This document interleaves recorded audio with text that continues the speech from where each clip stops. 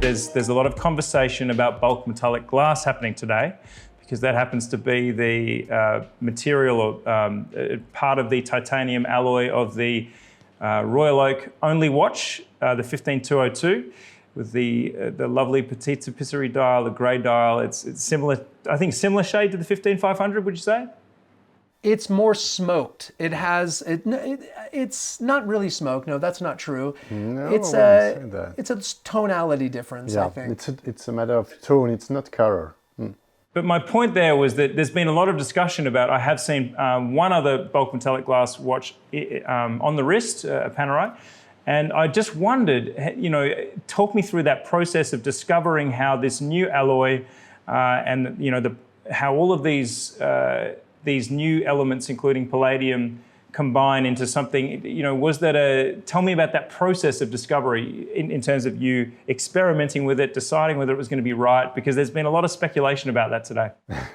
Yeah, so bulk metallic glass has been implemented in other companies for other products, but at AP, we always have these constraints of decorations, finishings. Being able to mirror polish a surface requires additional specifications on the materials. So when we started that project a few years ago, we at first didn't have an idea of the application. We studied for movement applications, for case applications, for others I can't mention, of course. And at a certain point, always the tease. And again, we discussed with Michael about the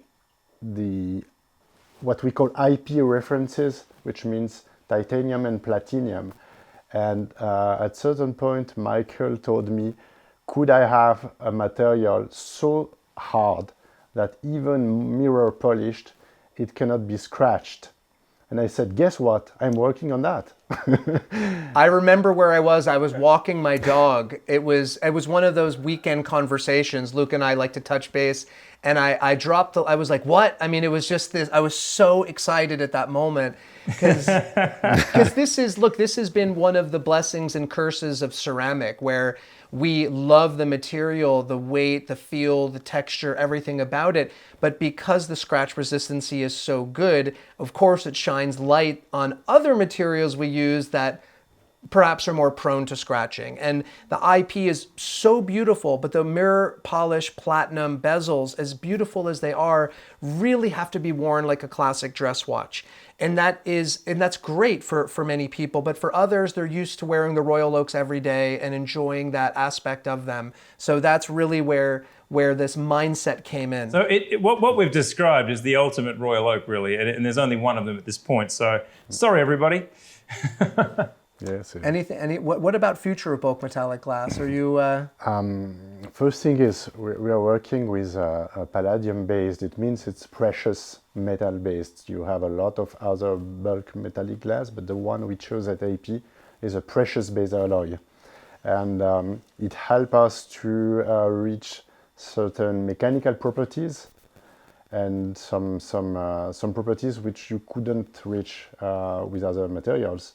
But the main difficulty is to obtain the raw material, because with bulk metallic glass, you need to heat the material and then cold it quickly enough in order to keep the way it is called bulk metallic glass. So the shape of the arrangement or the non-arrangement of the atoms in the material.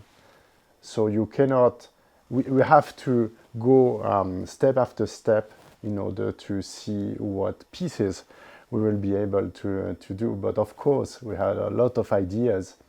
On the movement side, we think of a 10 years planned movement. So we have a lot of ideas, and but it's like you mentioned, Michael, it's a matter of coherency. Coming on the right collection, the right product, the right quantities, and the right time. What room for play do you have, and how much difference does it make when the code comes along, an atrium, it's so much space, so much room for reflection and for light to enter. Tell me about that opportunity. How did that shape the journey of the Code 1159 collection?